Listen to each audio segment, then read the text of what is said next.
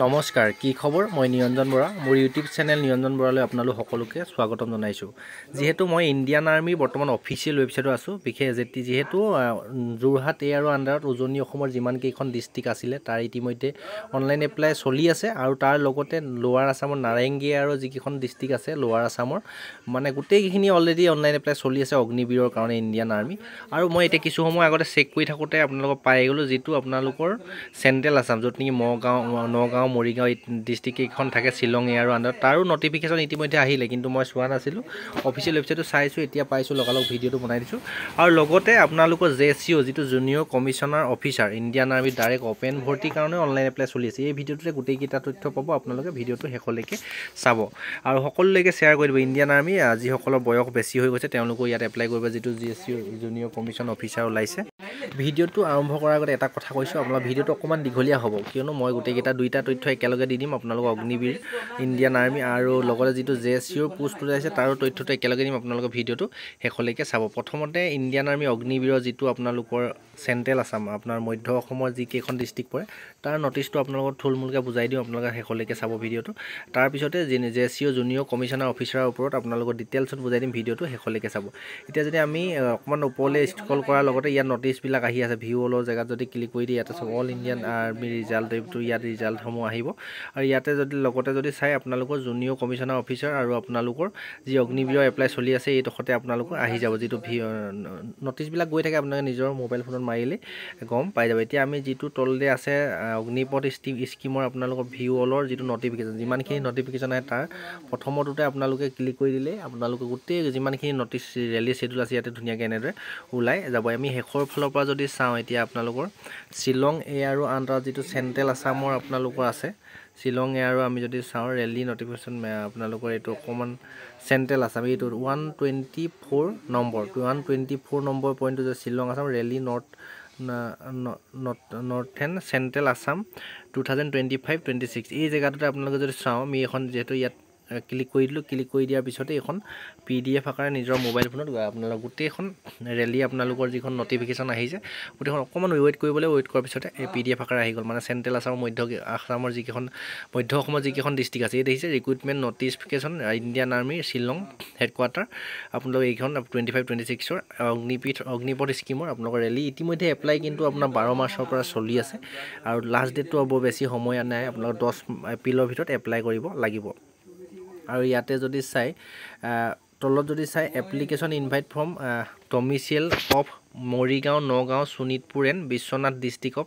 Assam state মানে মধ্য অসমৰ এইকেইখন ডিষ্ট্ৰিক্টৰ আপোনালোকৰ এপ্লাই চলি আছে ইয়াত মই যিহেতু আগৰ ভিডিঅ'কেইটা যদি চাইছে তাত আপোনালোকে জানে যে আপোনালোকে অগ্নিবীৰত এপ্লাই কৰিবলৈ হ'লে 17.5 বছৰৰ পৰা 21 বছৰৰ ভিতৰত আপোনালোকৰ বয়সটো হ'ব লাগে আৰু GDত যাবলৈ হ'লে 45% মেট্ৰিকত থাকিব লাগিব প্ৰতিটো ছাবজেক্টত 33 থাকিব লাগিব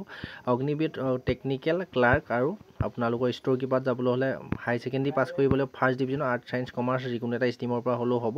আৰু লগতে আপোনালোকৰ প্ৰতিটো ছাবজেক্টত মিনিমাম 50%ৰ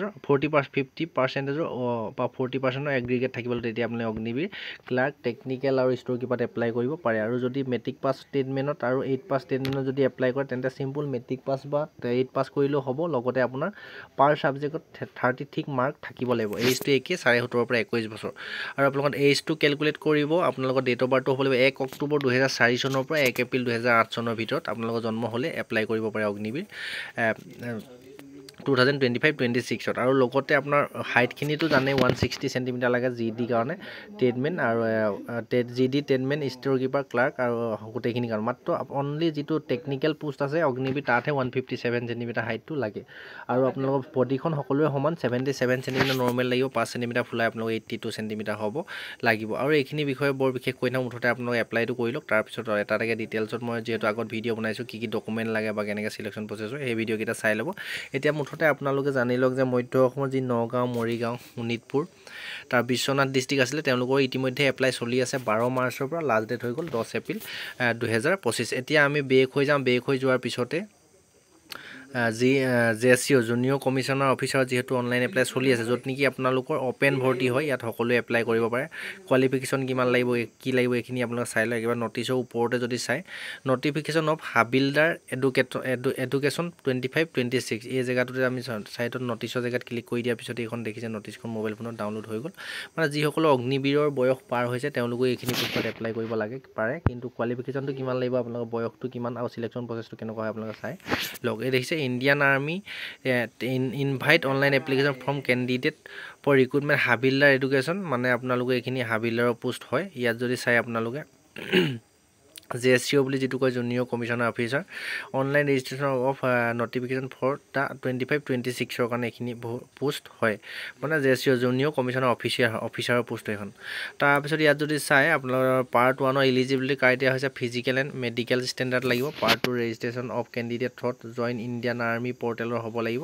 তাৰপৰা 3 নম্বৰ পৰ্টেল দিছে অনলাইন কমন এণ্ট্ৰেন্স এক্সাম হ'ল CEE তাৰপৰা 4 number recruitment rally physical fitness test physical measurement test medical examination তাৰপিছত 5 নম্বৰ দিছে adaptability test skill test and personal interview তাৰপৰা 6 নম্বৰ দিছে final merit and call up to ট্ৰেইনিঙৰ কাৰণে মাতিব তাৰপৰা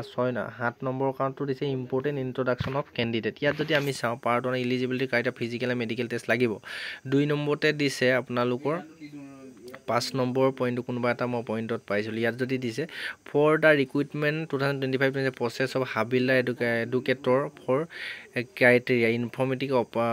operation language will as under ইয়াত এটা মই অপশ্যন পাইছিলোঁ আপোনালোকৰ এতিয়া বিচাৰিবলৈ অসুবিধা হৈ গৈছে আপোনালোকে দিছে আৰ্মি পৰ্টেল আপোনালোকৰ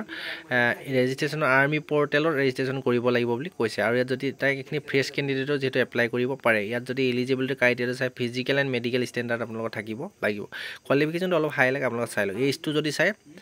1 অক্টোবৰ 2025 চনৰ ভিতৰত আপোনাৰ 20 বছৰৰ পৰা 25 বছৰ হ'ব লাগিব ইয়াত কেনেকুৱা ধৰণৰ সকলো জেনেৰেলতে ধৰা হয় যিহেতু 20 বছৰৰ পৰা 25 বছৰৰ ভিতৰতে আপোনালোকে এপ্লাই কৰিব পাৰিব ইয়াত কোনো ধৰণৰ SC ST বা OBC কোনো ৰিলেক্সেশ্যন এইজত নাথাকে তাৰপিছত যদি চাই আপোনালোকৰ ডেট অফ বাৰ্থটো ইয়াত দি দিছে 1 অক্টোবৰ 2000 চনৰ পৰা 1 অক্টোবৰ 2005 ৰ ভিতৰত আপোনাৰ জন্ম হ'ব লাগিব এডুকেশ্যন কোৱালিফিকেশ্যনটো চাই লওক হাবিলদাৰ IT চাইবাৰৰ কাৰণে আপোনালোকৰ ইয়াত graduation post graduation minimum 50 mark থাকিব লাগিব ৰিকগনাইজ বৰ্ড ইউনিভাৰ্চিটিৰ পৰা আপোনালোকৰ 10 ক্লাছ মাৰ্কশ্বিট চাৰ্টিফিকেটৰ marksheet doing preliminary document check মানে আপোনালোকৰ 10 আপোনালোকৰ মাৰ্কশ্বিট চাৰ্টিফিকেট চেক কৰিব তাৰ উপৰিও ইয়াত দিছে যে গ্ৰেজুৱেশ্যন পোষ্ট গ্ৰেজুৱেশ্যন 50 মাৰ্কৰ ওপৰত হ'ব লাগিব তাৰ পইণ্ট 1 BSc হ'ব লাগিব MSc কৰা হ'ব লাগিব এইখিনি মানে আপোনালোকে এনেদৰে কোৱালিফিকেশ্যন থাকিব লাগিব হাই কোৱালিফিকেশ্যন কম্পিউটাৰ চায়েন্স যিকোনো এটাত থাকিলে হৈ গ'ল আপোনালোকে এপ্লাই কৰিব পাৰিব তাৰপিছত 2 নম্বৰ অপশ্যন হাবিলদাৰ ইনফৰমেশ্যন অপাৰেশ্যনত যদি চাই গ্ৰেজুৱেশ্যন পঢ়া একেই আপোনালোকৰ তাৰ লগতে BSc তেওঁলোকে MSc ইনফৰমেশ্যন টেকন'লজি থাকিব লাগিব আপোনালোকে এনেধৰণৰ যদি কোৱালিফিকেশ্যন আছে এইখিনি পোষ্টত এপ্লাই কৰিব পাৰে ইণ্ডিয়ান আৰ্মিত তাৰপিছত দিছে বোনাছ অফ 30 মাৰ্ক আপোনাৰ কিছুমান যিহেতু এই কোৱালিফিকেশ্যনখিনি চাই ল'ব ডেছক্ৰিপশ্যনত মই যিটো টেলিগ্ৰাম চেনেলৰ লিংক আছে তাত মই আপোনালোকৰ এই অফিচিয়েল নটিফিকেশ্যনখন দি থ'ম আপোনালোকে নিজে ভালদৰে পঢ়ি চাই ল'ব যদি এনেধৰণৰ হাই লেভেলৰ কোৱালিফিকেশ্যন আছে তাৰপৰা হাবিলাৰ লিংগেষ্টত যদি কৰে তাতো একেই আপোনাৰ গ্ৰেজুৱেশ্যন হওক পোষ্ট গ্ৰেজুৱেশ্যন আপোনাৰ 50% মাৰ্ক এগ্ৰিগেট থাকিব লাগিব লগতে আপোনালোকৰ BA MA তাৰপিছত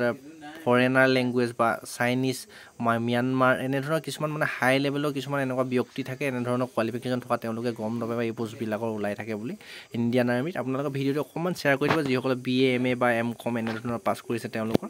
সুবিধা হোৱাকৈ আৰু ইয়াতে হাইটটো প্ৰথমতে যিহেতু আপোনালোকৰ ফিজিকেলি অনুষ্ঠিত হ'ব হাইটটো যদি চাই নৰ্থ ইষ্টাৰ্ণ প্লেনৰ কাৰণে আমাৰ অসমৰ কাৰণে ধৰি লওক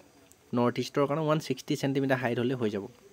আৰু ৱেটটো যদি চাই 48 কেজি মিনিমাম থাকিলে হৈ গ'ল আৰু বডিখন 77 চেণ্টিমিটাৰ নৰ্মেল থাকিলেও 5 চেণ্টিমিটাৰ ফুলাব লাগে আৰু লগতে আমাৰ অসমত কিছুমান গোৰ্খা কেণ্ডিডেট যিহেতু থাকে তাৰ তেওঁলোকৰ হাইট লাগিব 157 চেণ্টিমিটাৰ হাইট হ'লেও হৈ যাব আৰু 50 কেজি মিনিমাম থাকিব লাগিব 77 চেণ্টিমিটাৰ বডি থাকিব লাগিব তাৰপিছত মেডিকেল ষ্টেণ্ডাৰ্ডটো দিছে আপোনালোকৰ এই কেণ্ডিডেট শ্ব'ল হেভ অবষ্টেং ফিজিকেলি হেল্থলি মানে আপোনাৰ ফিজিকেলি হেল্থ আপোনালোকৰ গোটেইখিনি হ'ব লাগিব অভাৰৱেট আণ্ডাৰৱেট হ'লে নহ'ব তাৰপিছতে দিছে ৰেজিষ্ট্ৰেশ্যন অফ কেণ্ডিডেট থ্ৰত জইন ইণ্ডিয়ান আৰ্মি পৰ্টেলত হ'ব লাগিব তাৰপৰা প্ৰচিড ফৰ অনলাইন ৰেজিষ্ট্ৰেশ্যন এইখিনি নিয়ম কানুনখিনি দিছে মানে যিসকলে BA MA এনেকুৱা ধৰণৰ কোৱালিফিকেশ্যন কৰি ৰাখিছে বা M.Com বা মাষ্টাৰ ডিগ্ৰী কৰিছে তেওঁলোকলৈ ভিডিঅ'টো অকণমান দাদা বাইদেউ হ'লেও সকলোলৈ শ্বেয়াৰ কৰি দিব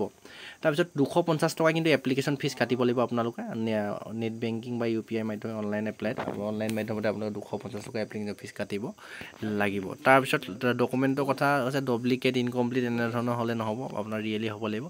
তাৰ কেটেগৰীটো পোষ্টকেইটা গম পায় হাবিলা IT চাইবাৰ হাবিলা ইনফৰমেশ্যন অপাৰেশ্যন হাবিলা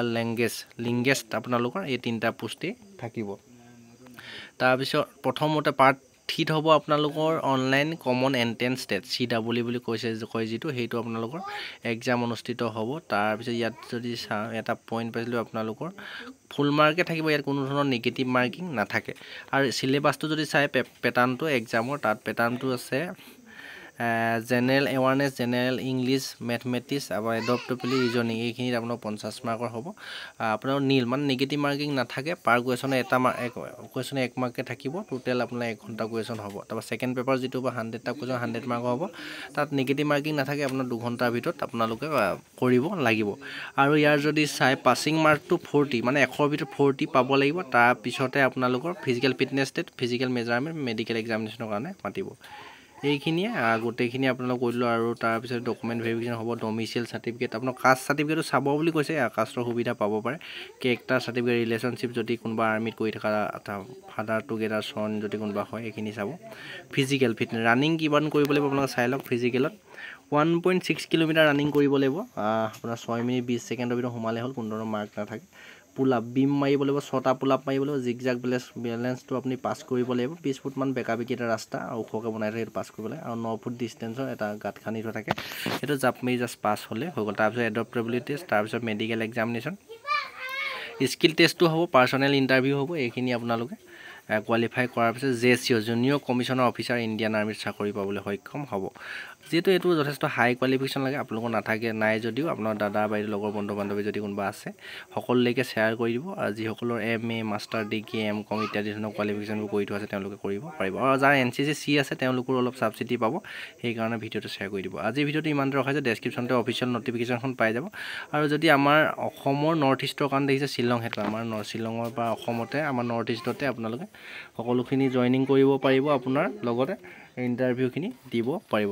ইয়াৰ পিছত যদি বুজি নাপালে কমেণ্ট কৰিব নেক্সট আকৌ এটা মই ভালদৰে ফুল ডিটেইলছৰ ভিডিঅ' লৈ আহিম আজি ভিডিঅ'টোৰ পৰা ইমানতে বিদায় লৈছোঁ ডেছক্ৰিপশ্যনতে হোৱাটছআপ গ্ৰুপৰ লিংক টেলিগ্ৰাম চেনেলৰ লিংক আছে তাতে অফিচিয়েল ন'টিফিকেশ্যন পাই যাব ইনষ্টা ID দি থোৱা আছে ফ'ল' কৰি ৰাখিব নেক্সট আকৌ অন্য এটা অতি গুৰুত্বপূৰ্ণ ভিডিঅ'ৰ সৈতে আজিৰ ভিডিঅ'ৰ পৰা ইমানতে বিদায় লৈছোঁ ধন্যবাদ